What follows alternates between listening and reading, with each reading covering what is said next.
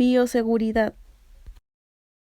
Tiene por definición que es el conjunto de principios, normas, protocolos, tecnologías y prácticas que se implementan para evitar el riesgo para la salud y el medio ambiente, que proviene de la exposición de agentes biológicos causantes, enfermedades infecciosas, tóxicas o alérgicas. La historia de la bioseguridad se remonta al estudio científico de las infecciones hospitalarias o nosocomiales durante la primera mitad del siglo XVIII. Durante aquella época y hasta el inicio de la era bacteriológica, las más notables contribuciones se originaron en Escocia. Sin embargo, fue hasta 100 años después de 1858 que Florence Nightingale promueve una reforma hospitalaria. El entendimiento real de las infecciones hospitalarias ocurrieron después de los descubrimientos de Pasteur, Koch o Lister y el inicio de la era bacteriológica. Para el final del XIX se observaron triunfos para las reformas hospitalarias y la asepsia para dirigir la lucha contra las infecciones hospitalarias. Sin embargo, esta victoria fue de corta vida. Pronto se descubrió que las infecciones no ocurren solo en pacientes obstétricos o quirúrgicos, sino en pacientes no quirúrgicos, y que el aire puede ser o podía ser una fuente de infección, ya sea porque en ella se hallaran estreptococos, estafilococos y bacilos gramnegativos como causa de una infección. Rápidamente fueron identificados, así como los organismos resistentes a los antibióticos. Hoy en nuestros días se ha hecho una identificación sobre las medidas y todo aquello que tiene que ver con bioseguridad para prevenir las infecciones y el manejo de residuos infecciosos biológicos. Pero, ¿cuáles serían los objetivos de la bioseguridad? Bueno, estos podrían ser eliminar o minimizar los factores de riesgo biológico de infección dentro de hospitales y centros de atención hospitalario, personal hospitalario, usuarios, familia y comunidad. A su vez, busca proporcionar las medidas utilizadas para evitar la salida de enfermedades infecciosas de los centros de investigación o de cualquier lugar susceptible a originarlas, como hospitales. A su vez, las normas de bioseguridad nos van a dar un conjunto de medidas destinadas a reducir el riesgo de pérdida, robo o uso incorrecto o liberación intencional de patógenos o toxinas, incluidas las relativas al acceso a las instalaciones, el almacenamiento de materiales y datos y las políticas de la publicación. Cabe destacar que los elementos utilizados como contención contra la contaminación biológica suelen dividirse en dos grupos: las barreras primarias y las barreras secundarias. Las barreras primarias son el uso de equipos de seguridad como guantes, trajes o mascarillas. Esto, por supuesto, dependiendo de los criterios del hospital y la situación que se asemeje a dichos agentes infecciosos y la inmunización del personal hospitalario, vacunación y esas cosas. En cuanto a las barreras secundarias, abarca lo que son áreas de trabajo aisladas hasta lavamanos o sistemas de ventilación de los centros hospitalarios donde se manejen estos agentes infecciosos. Podemos ver que el propósito principal de la bioseguridad es incorporar y promover una cultura institucional de bioseguridad, coadyuvando a implementar y aplicar las buenas prácticas de bioseguridad y que se constituyan como un procedimiento natural y cotidiano dentro de las instancias hospitalarias y de las personas que manejen ese tipo de agentes infecciosos. La área hospitalaria y la bioseguridad están estrechamente relacionadas, ya que para ejercer los servicios correspondientes a la salud se van a llevar a cabo junto con fundamentos y acciones guiadas por determinadas normas de bioseguridad, que generalmente están implementadas en todos los servicios hospitalarios.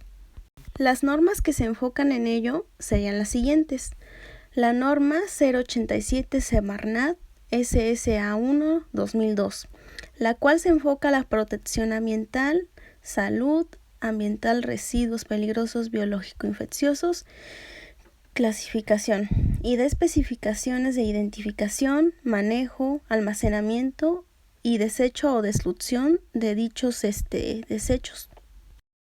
La norma 045 SSA 2 2005, la cual establece los criterios que deberán de seguirse para la prevención, vigilancia y control epidemiológico de las infecciones nosocomiales, que afectan principalmente a la salud de la población usuaria de los servicios médicos prestados por los hospitales. La norma 056 SSA 1 1993. Esta rige que debe de haber requisitos sanitarios por parte del equipo de protección personal y que se deben de considerar utilizar en la área hospitalaria. Dichas normas deben de ser llevadas a cabo por personal médico, personal de enfermería, personal de laboratorio, personal de ambulancias, personal de limpieza de hospitales, trabajadores de servicios para el apoyo de establecimientos de asistencia sanitaria, como por ejemplo lo son lavanderías, servicios de manejo y transporte de residuos, también de servicios de eliminación de residuos, incluidos incineradores y otras personas que separen y recuperen materiales de dichos residuos.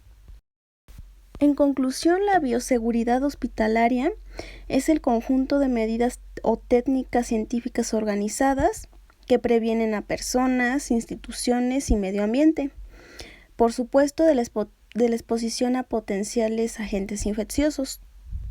Concluyendo, el riesgo biológico puede afectar al personal de la entidad de salud, que son administrativos, profesionales o profesionales de servicios generales, es decir, en general la salud ocupacional.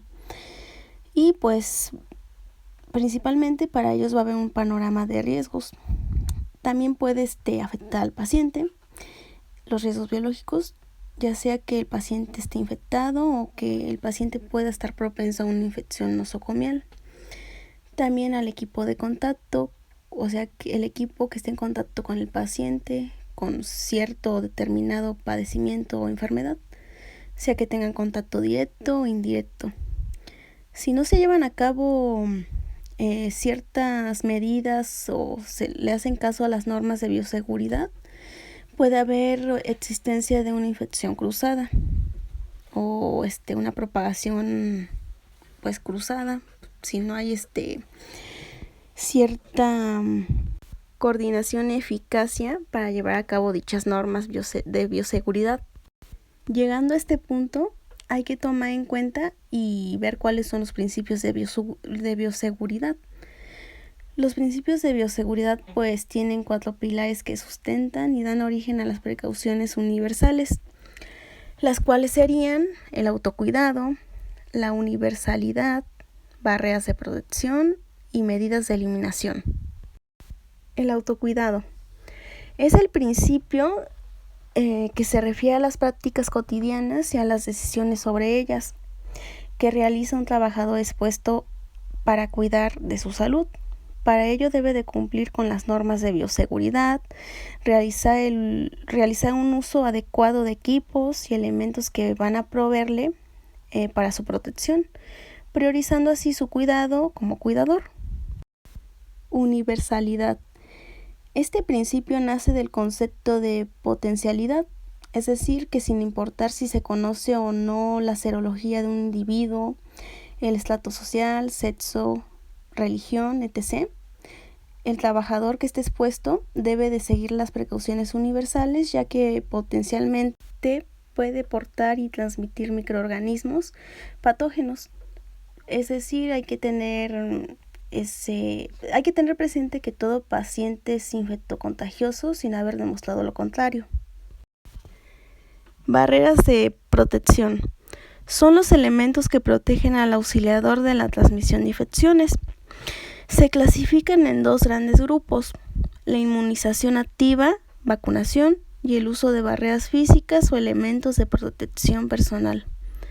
Las barreras físicas son guantes, los cuales están indicados para cuando se va a ver involucrado el auxiliador o el personal de salud en un proceso referido a la manipulación de sangre o fluidos corporales, y también para el manejo de pacientes sin excepción. Protección respiratoria o cubreboca. Esta está indicada cuando se vaya a prever que hay una formación de aerosoles o que haya un manejo de pacientes que tengan hemorragias en boca o nariz al toser o a estornudar. Cabe notar que existe una diferencia entre esta protección y la que amerita el uso de respirador de media cara, pues tiene una indicación de protección por un factor de riesgo químico. Lentes de seguridad con filtro UV y antipañante. Va a brindar una protección en la mucosa del ojo y su indicación va a ser para cuando haya procesos en los cuales se prevea la formación de aerosoles y en todo proceso referido a la manipulación de sangre o fluidos corporales, o si hay salpicaduras de algún fluido. Bata de protección o uniforme quirúrgico de ser necesario. Y en el segundo grupo serían las barreras inmunes, las cuales simplemente serían la vacunación o tener un esquema de vacunación de docentes, residentes y técnicos que vayan a laborar en la área de salud. Medidas de eliminación.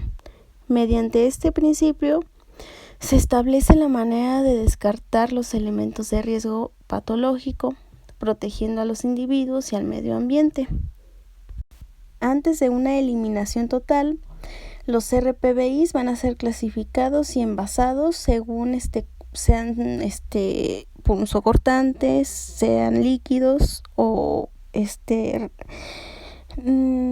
tejidos biológicos. ¿Cómo deberán ser envasados los RPBI? Bueno, tiene distintas clasificaciones. Por ejemplo, la sangre, que es un líquido, va a ir en un recipiente hermético de color rojo. Los cultivos y cepas de agentes infecciosos pues se van a clasificar en sólidos y van a ir en bolsas de polietileno de color rojo. En cuanto a los residuos patológicos, como son placentas, partes de tejido humano, partes del cuerpo humano, o que no se encuentren en formol y pues son sólidos, van a ir en bolsa de plástico amarillo. Lo que son muestras para análisis de laboratorio, excluyendo excremento y orina, pues van a ser líquidos y van a ir en un recipiente hermético amarillo. Y en cuanto a los fluidos corporales, que son líquidos, como el líquido sinovial, pericárdico, pleural, cefalorraquídeo y peritoneal, va a ir en recipiente hermético de color rojo. Los residuos que no se van a considerar como RPBI y van a ir en una bolsa normal, negra, van a ser animales muertos no inoculados, material no contaminado, material de curación con poca sangre o sangre seca, empaques de materiales de curación, jeringas sin sangre y sin aguja. Para concluir este tema, se hará mención de las distintas precauciones y equipos que el personal de salud va a tener o se va a colocar al momento de atender a un paciente. Y por ende, pues esto va a hacer que se cumplan las normas de bioseguridad. Bueno, en las precauciones estándar. Las precauciones estándar se utilizan pues en todos los pacientes. Va a haber lavado de manos, uso de guantes, uso de mascarillas y gafas de protección, uso de bata impermeable y uso de recolectores. Las precauciones por contacto. Este tipo de precauciones van a ser utilizadas en caso de sospecha o diagnóstico de enfermedad transmitida por contacto por parte de un paciente.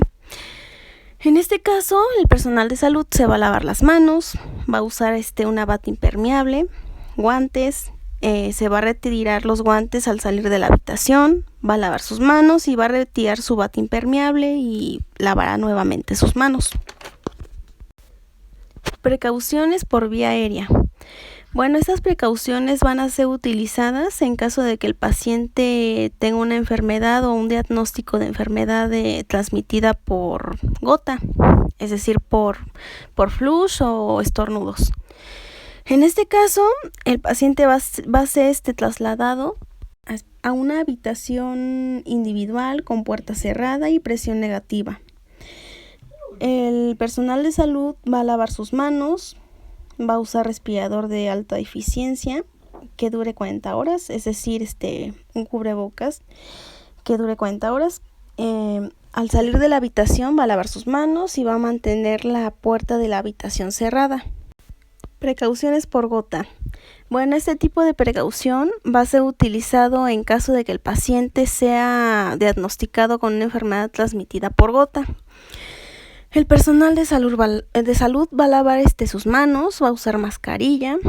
Al finalizar va a retirarse la mascarilla y va a lavar sus manos. Bueno, en caso de que el paciente presente una enfermedad autoinmune o que tenga neutropenia, va a llevarse a cabo un aislamiento protector para, en ese caso, pues proteger al paciente de cualquier agente infeccioso o agente que pueda llegar a dañarlo porque está debilitado o no tiene una inmunidad adecuada. El paciente se va a poner en una habitación individual con la puerta cerrada.